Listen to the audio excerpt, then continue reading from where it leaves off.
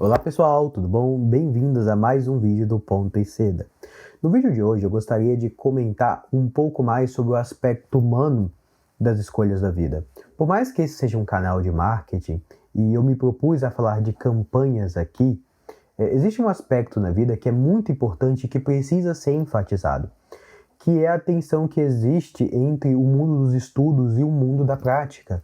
Eu vejo muitas pessoas do meu meio pensando, caramba, tem tanta coisa para estudar, tem tanta coisa para aprender, será que eu vou conseguir dar conta de absorver todo esse processo e conseguir criar algo que seja valoroso para a minha vida? Será que eu vou passar a vida inteira estudando e sem ter resultado algum? Ou será que eu vou agir e vou pegar esse sentimento de inadequação, essa insegurança e falar simplesmente que é uma síndrome do impostor? Ou seja, as duas opções não são opções muito boas para lidar com a vida. Então no vídeo de hoje eu gostaria de falar um pouco mais sobre esse aspecto filosófico e material das escolhas. E para poder trazer esse tema na sua inteireza, vamos ter que chamar aqui alguns sábios, no caso, o próprio Aristóteles. E quando nós vamos estudar, por exemplo, a Ética Nicômaco em Aristóteles, ele diz o seguinte, ele diz que algumas coisas são desejadas por si, outras coisas são desejadas como meio para outras coisas. E no fim ele coloca o que é mais desejável, que é a felicidade. Ou seja, todo mundo que está neste mundo, seja buscando a riqueza, seja buscando a sabedoria, seja buscando o casamento, a honra, todo mundo ali está buscando a felicidade no fim das contas. Só que a felicidade, ela não se identifica com nenhuma dessas coisas. Ou seja, a felicidade não é algo apenas do mundo material. Não é porque você tem muito dinheiro que você é feliz, ou não é porque você sabe muito que você é feliz. E se observarmos a vida humana, percebemos que as pessoas muitas vezes elas são infelizes, mesmo tendo aquilo que na nossa concepção parece ser a felicidade. Por exemplo, a gente pensa que, caramba, se eu não tivesse que todo mês me preocupar em pagar as contas, me preocupar em lidar com o futuro, provavelmente eu seria uma pessoa muito feliz. E quando você conquista essas coisas, você percebe que não é bem assim. E o mesmo vale, por exemplo, ao mundo dos negócios. A gente fica tentando crescer, ser a pessoa que tem a melhor performance possível e imaginável. Só que quando a gente vê isto na realidade, ou seja, os efeitos concretos desta busca, nós percebemos que isso é palha. Em que sentido? Que a gente vai conquistar várias coisas neste mundo e vamos perder um minuto depois. Ou seja, após a morte você não leva nada.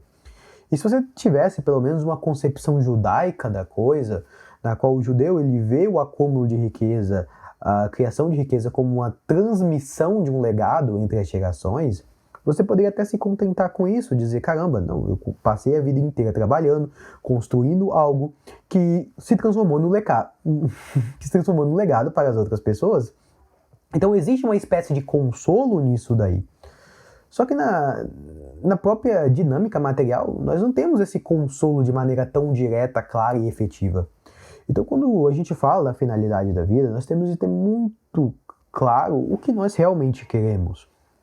Então, por exemplo, o próprio Aristóteles ele coloca que a sabedoria ele é um bem desejado por si. Você não deseja ser sábio porque você quer fazer alguma coisa com essa sabedoria, porque você vai ganhar mais dinheiro com essa sabedoria. Não, você deseja ser sábio porque a posse da sabedoria ele é um bem em si mesmo, ou seja, ele não precisa ser justificado pela circunstância. Você não precisa dizer para as pessoas, olha, eu estou buscando sabedoria porque eu vou fazer isso, aquilo e não sei o que lá.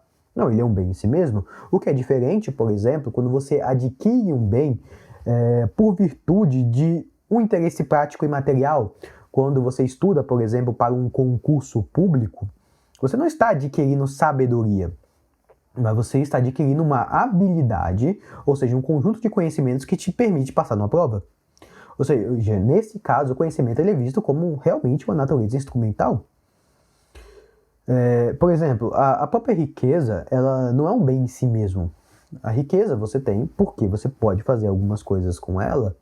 Então, ter noção dessa natureza dos bens, o que eles são justificados por si mesmo, e aqueles que não são justificados por si mesmo, é fundamental para que você mantenha clareza na vida.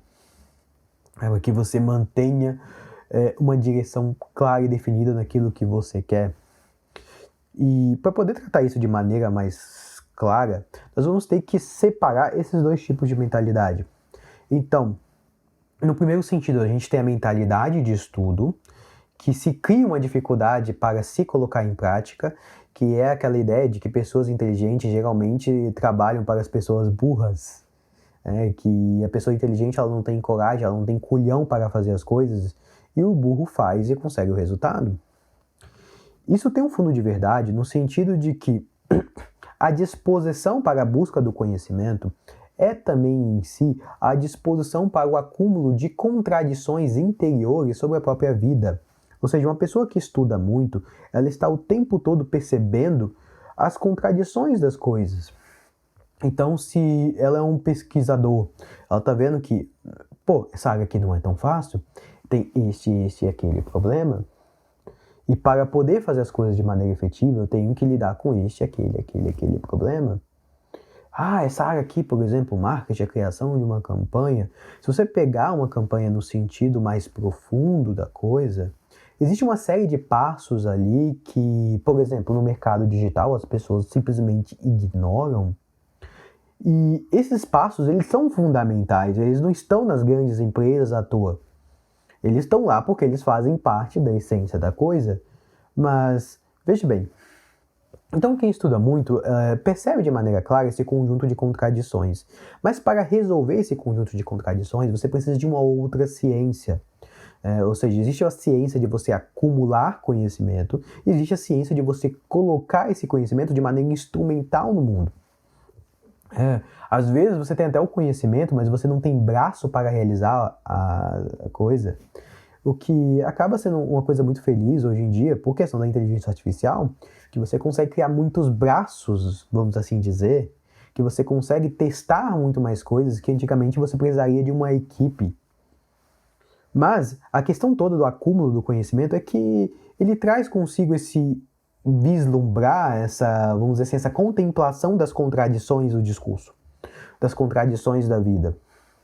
Então a pessoa olha aquilo no seu processo de formação, ela olha alguém que está acima dela, alguém que já é uma pessoa realizada, e ela pensa, caramba, essa pessoa adquiriu tanto conhecimento, esse conhecimento ganhou uma forma tão clara e definida na vida dessa pessoa, que eu, na minha vida, não consigo reproduzir esse tipo de realização. Logo, se eu não consigo reproduzir esse tipo de realização, eu também não posso conquistar esse bem como essa pessoa conquistou. Porque essa pessoa parece muito pronta, ela parece até mesmo treinada, forjada para alcançar aquele objetivo. Só que eu não sou assim. Então, como que eu lido com esta contradição interna?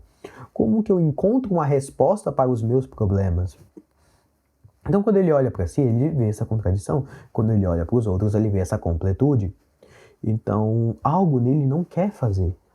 Por quê? Porque ao fazer, ele vai deixar patente, evidente, essas contradições que ele está tentando esconder. Ou seja, tudo aquilo que ele quer deixar debaixo do tapete vai ser colocado à mostra. Porque quando você está fazendo algo, o juízo daquilo que você faz é a própria realidade. Você vai olhar aquilo e falar, cara, isso aqui que eu fiz é muito bom, isso aqui que eu fiz é muito ruim. E por que ruim? Se você tem um conhecimento das coisas, por que o que você fez é ruim? E é aí que você percebe que existe uma adequação entre o conhecimento teórico e a natureza prática das coisas. Então a pessoa que ela estuda muito, ela vai se refrear tanto, que no processo de refreamento, ela não vai conseguir vislumbrar um conjunto de qualidades que ela só conseguiria desenvolver agindo. O próprio Aristóteles, ele comenta isso mais à frente no Ética Nicômaco, quando ele fala da virtude da excelência, porque a virtude da excelência ela é uma virtude que você só pode realizar a partir da repetição, ou seja, a partir do forjamento de um conjunto de qualidades, da forja de um conjunto de qualidades que vão lhe dar a capacidade de agir de acordo com o ideal virtuoso, de acordo com aquilo que se espera como bom. E isso é importante porque as pessoas se esquecem desse aspecto. Elas olham tanto o aspecto intelectual, do acúmulo do conhecimento, o aspecto da discussão clara, né, e cristalina dos conceitos, que ela se esquece que existe um processo de lapidação humana. E essa lapidação ela pode ser feita de diversas maneiras. Então, se você é uma pessoa que quer aprender a escrever, você precisa escrever muito. E você vai escrever muita porcaria. Provavelmente 80% do que você escrever é puramente lixo. Só que aqueles 20% vão ser a total diferença. Essa é aquela velha lei de Pareto, onde 20% dos seus esforços vão dar 80% dos seus resultados. Ou seja, a excelência, ela vem quase como a manifestação do Espírito Santo, ela vem como algo que você não pode forçar. Você reproduz uma qualidade, você vai, vamos dizer assim, tirando as barreiras que impedem essa excelência de se manifestar, para que quando ela aparecer, você consiga lidar de maneira clara. Então isso é um ponto muito importante. A excelência de um tipo de área, ela só vai vir a partir da ação. Então se você quiser ser um bom escritor, você vai precisar escrever muito.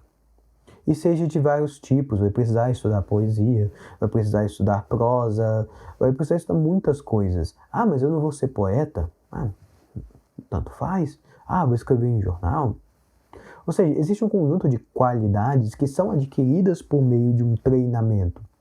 Pode ser que você consiga realizar algo na vida sem ter o mesmo treinamento que as outras pessoas tiveram. Porque treinamento ele é um conjunto da educação. Ou seja, quando você quer reproduzir um resultado igual ao outro, você busca os mesmos meios que o outro adquiriu no decorrer da sua vida.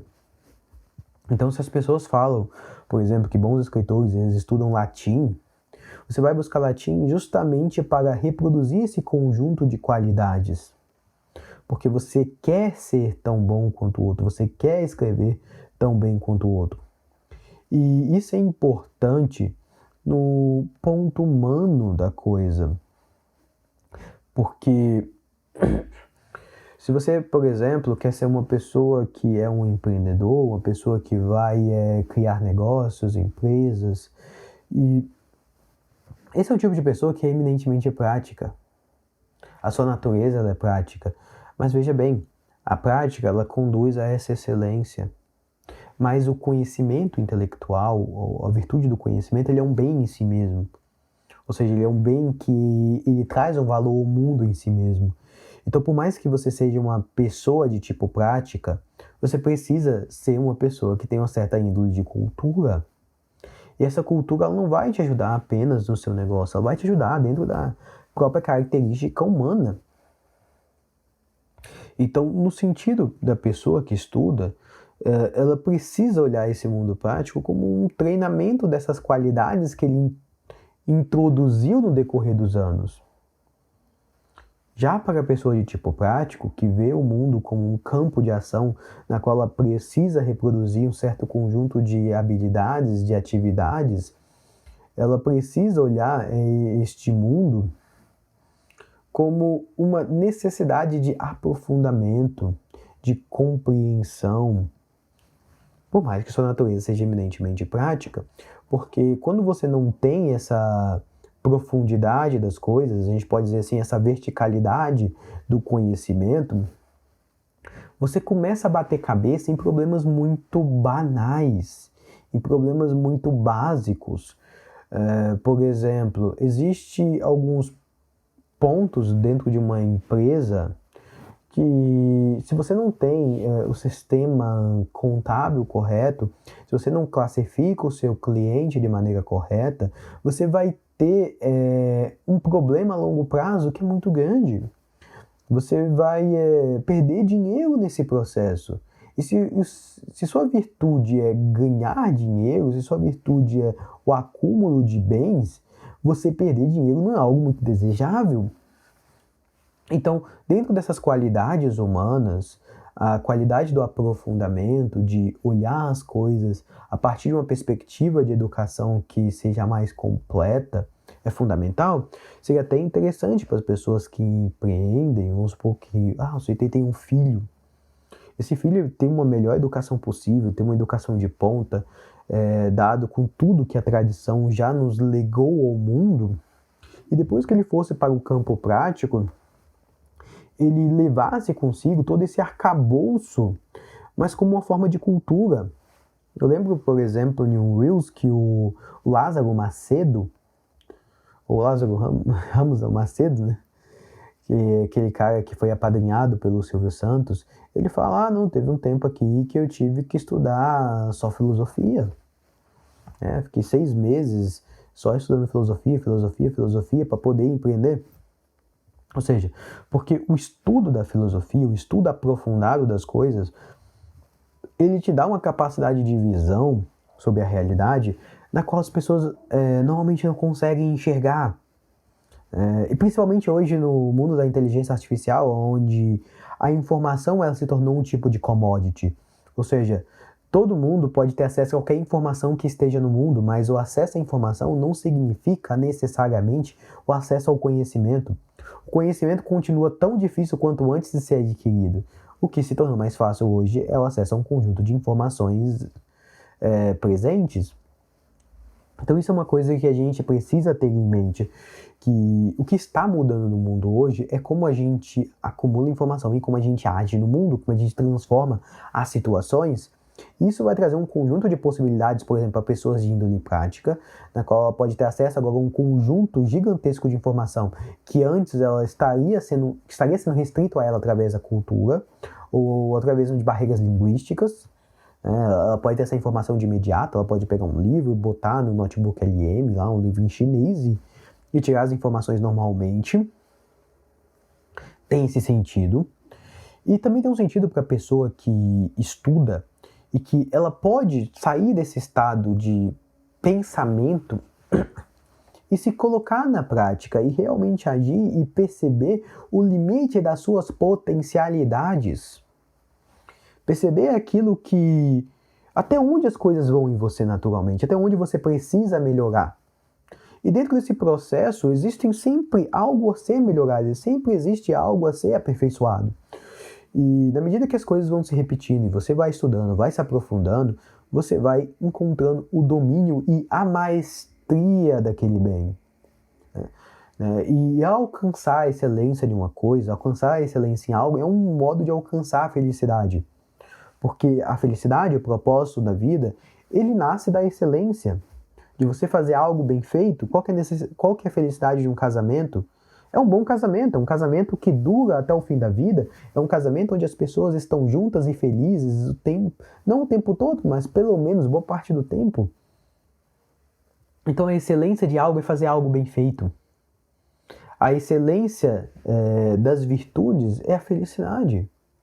Então, tudo o que a gente faz hoje, tudo que a gente busca uma excelência neste mundo, ele conduz a uma espécie de felicidade. Porque quando a gente imagina um futuro melhor daqui a alguns anos, nós estamos imaginando justamente esse cenário de felicidade, esse cenário onde as contradições inerentes no mundo, elas estarão resolvidas para você. E no momento que elas estão resolvidas para você, você consegue contemplar o limite da tua vida.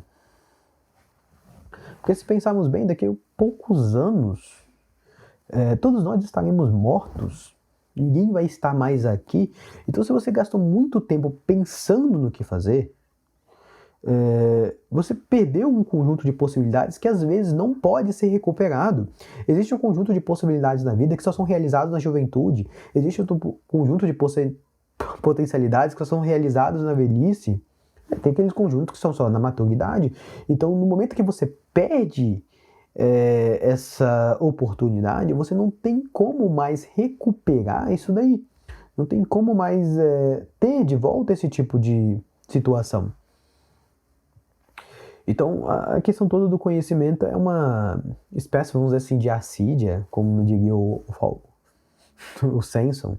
Ele teve um post que ele comentou que o problema das pessoas é uma espécie de assídia, né? A assídia, quando você vai ver, era algo que os monges usavam no mundo medieval para quando a pessoa, né, quando ela estava realizando algo, ela tinha um caminho monástico, por exemplo, ela acabava não realizando o que precisava ser feito.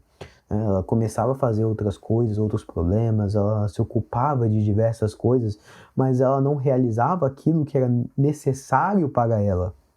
Então, nesse sentido, foi se criado a assídia. E quando a gente fala no sentido de vocação de vida, porque a assídia ela não é meramente uma preguiça. A preguiça é uma coisa, a procrastinação é outra coisa, mas a assídia, ela fala justamente daquilo que você sabe que é certo, ou daquilo que você sabe que é importante para você, porque a gente posterga não apenas aquilo que não é importante, não apenas aquilo que nós temos de fazer, mas aquilo que é fundamental para a nossa existência, aquilo que é fundamental para a nossa felicidade. Então, quando você posterga isso, quando você não busca realizar isso aí, você está ocorrendo nessa assídia. E isso é o que fala as pessoas, né? O problema das pessoas inteligentes é que elas têm muitas justificativas nobres para não fazer. Você fala, não, mas olha, as pessoas se prepararam muitos anos, eu aqui não estou preparado. E, como eu falei, existe uma razão de ser nisso daí.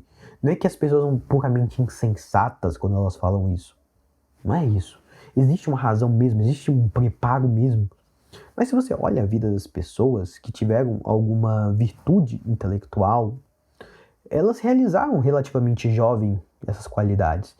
E por ter realizado relativamente jovem, elas conseguiram um certo domínio, às vezes vocabular, às vezes de conteúdo, para que quando elas tivessem um papel mais público no mundo, esse papel pudesse se manifestar de maneira mais clara, porque é aquela coisa que a gente disse antes, o que nós estamos buscando é excelência, para que com a excelência a gente alcance a felicidade.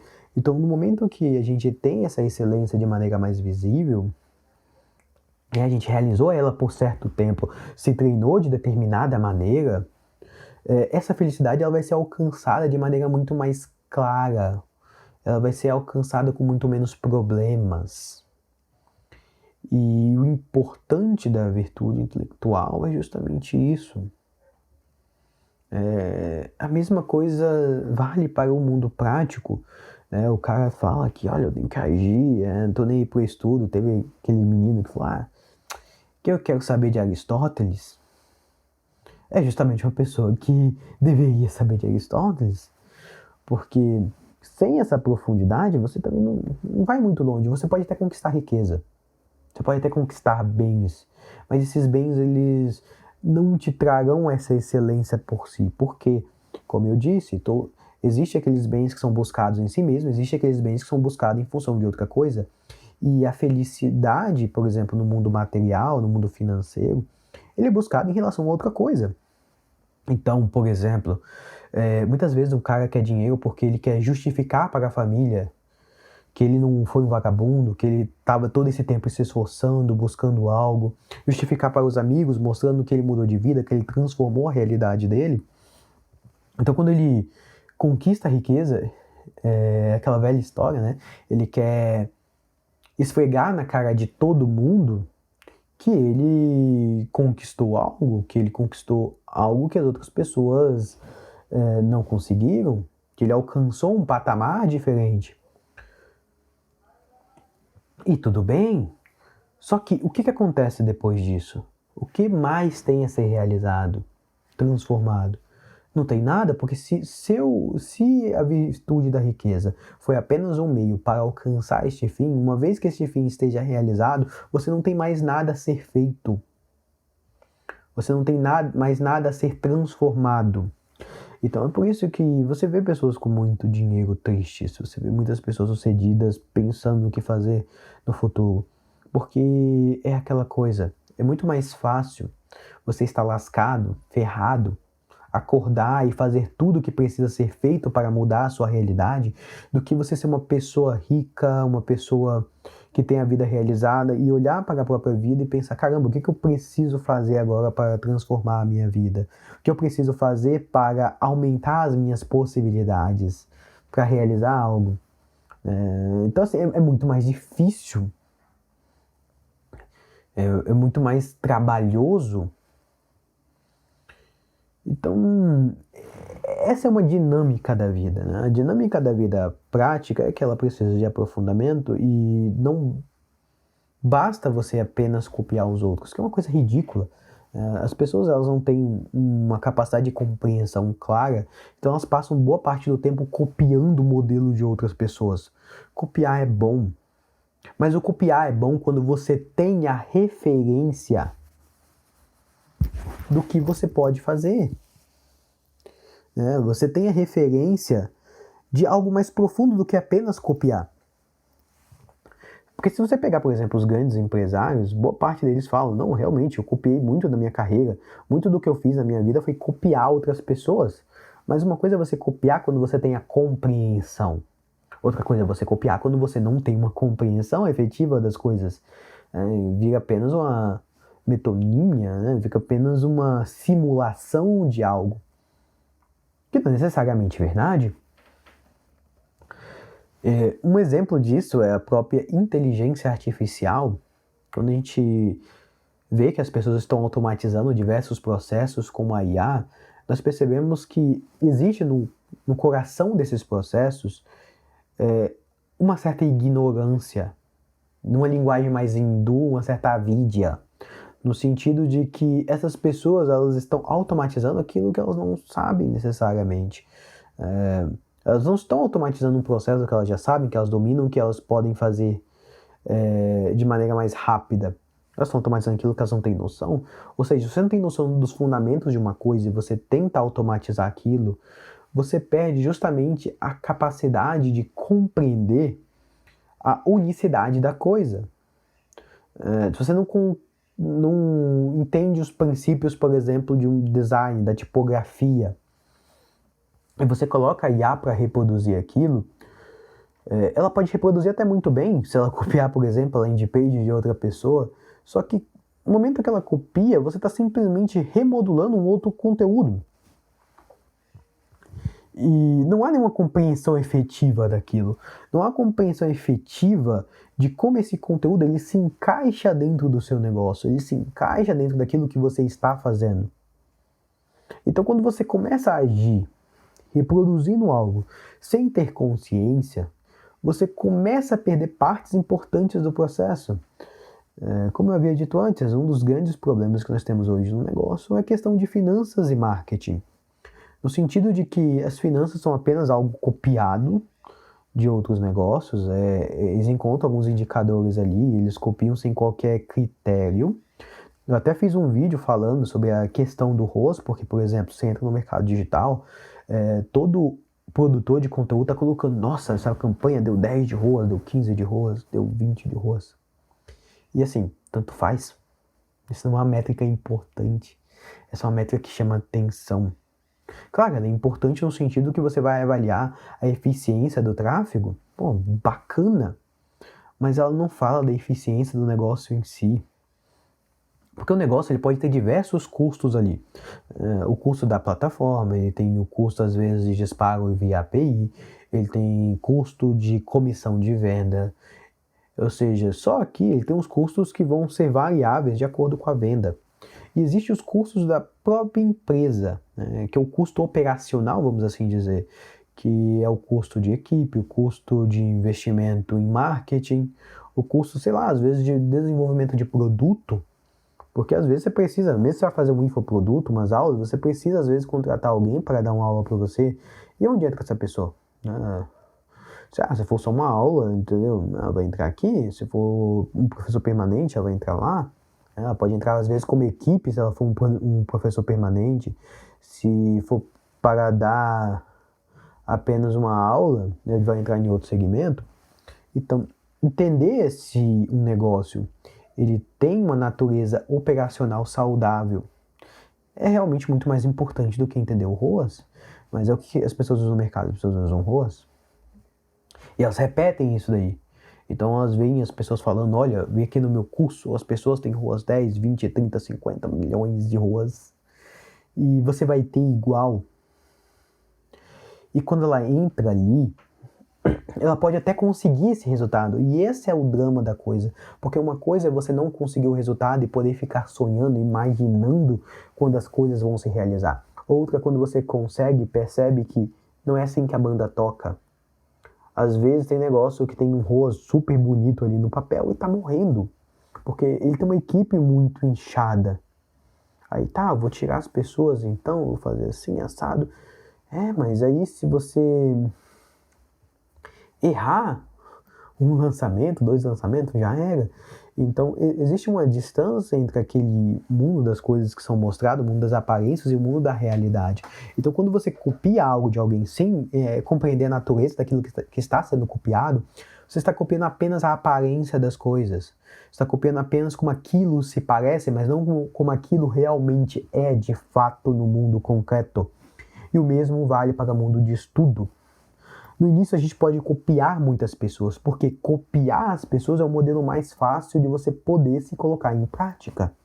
Porque ao copiar alguém, você percebe que o elemento de insegurança inicial, ele pode ser suplantado. Bom, eu estou reproduzindo o modelo de uma pessoa aqui, se eu estou apenas reproduzindo esse modelo, eu não preciso ficar pensando muito se esse modelo funciona ou não. Porque eu já vi ele funcionar. Então isso é mais fácil. Mas depois que você começa a copiar, você começa a perceber aquilo que é próprio de você.